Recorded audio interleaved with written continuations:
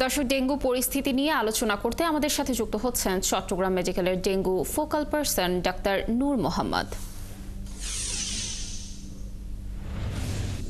Doctor নূর মোহাম্মদ, আপনাকে স্বাগত জানাচ্ছি দেশযোগে। আপনার কাছে প্রশ্ন রাখতে চাচ্ছিলাম, এবছর চট্টগ্রামে ডেঙ্গুতে আক্রান্তের সংখ্যা বাড়ার কারণ কি, আর নতুন একটি ধরনের কথা বলা হচ্ছে, এ বিষয়ে বিস্তারিত জানাবেন।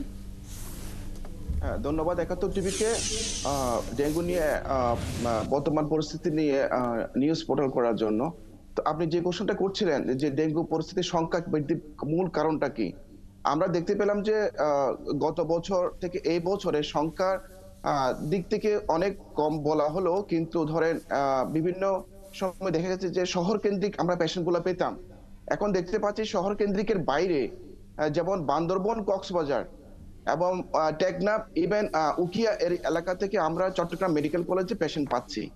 এবং এই সমস্ত পেশেন্টস গুলো যে দূর দূরান্ত থেকে আসছে, সেই দিক থেকে সংখ্যার দিক থেকে আমরা ডেঙ্গু রোগীর সংখ্যা যে বৃদ্ধি পাচ্ছে, এটার একটা কারণ আমরা মনে করতেছি। সেকেন্ড কারণ মনে করতেছি সেটা হলো যে মশার নিধন যে প্রক্রিয়াটা, আমার কাছে মনে হচ্ছে সেই দিক থেকে একটু আমাদের নজর দেওয়া উচিত, যাতে ডেঙ্গুর যে সমস্ত মশা বৃদ্ধির যে সমস্ত কারণ আছে সেগুলো যদি আমরা নির্মূল করতে পারি, তাহলে রোগীর সংখ্যা আমরা কমাতে পারবো। আর আরেকটা কোশ্চেন করেছেন ডেঙ্গু রোগীর মৃত্যু হার নিয়ে।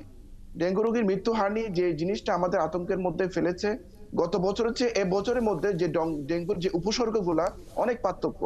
রোগীরা জ্বর না থাকা অবস্থায়ও রোগীরা ডেঙ্গুর লাইক সিনড্রোম নিয়ে আসতেছে, এবং রোগীর প্রথম দিন থেকে অথবা দ্বিতীয় দিন থেকে রোগীরা অত্যন্ত খারাপ উপসর্গ নিয়ে আমাদের কাছে রোগীরা আসতেছেন। দ্বিতীয়ত, মৃত্যুর সংখ্যা বাড়ার মূল কারণ যেটা দেখা গেছে যে রোগীরা আমাদের কাছে অনেক সময় লেটে আসতেছে এবং অত্যন্ত খারাপ উপসর্গগুলো নিয়ে আমাদের কাছে আসতেছেন।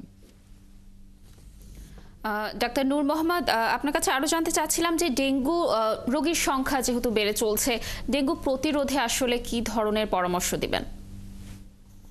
প্রথম এটা হচ্ছে আমাদের সম্মিলিত একটা পদক্ষেপ নিতে হবে। দ্বিতীয়ত, সম্মিলিত পদক্ষেপের মধ্যে প্রথম যে জিনিসটা থাকতে হবে, ডেঙ্গু যেখানে আমাদের ব্রিডিং প্লেস, এই এরিয়াটা আমাদের করতে হবে এবং হট স্পেস গুলোকে আমাদেরকে আইডেন্টিফাই করতে হবে। যেমন চট্টগ্রামের ক্ষেত্রে আমরা দেখতে পাচ্ছি যে ডবল মরিন থানা, কর্ণফুলী থানা এবং আপনার বন্দর এলাকা, এই সমস্ত এলাকাতে ডেঙ্গুর রোগীর সংখ্যা অনেক বেশি ছিল।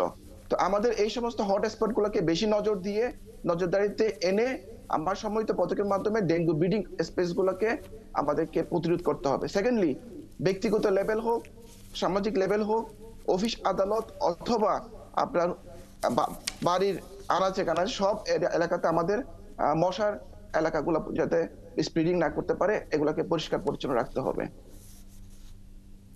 ধন্যবাদ ডাক্তার নূর মোহাম্মদ আমাদের সাথে যুক্ত থাকার জন্য।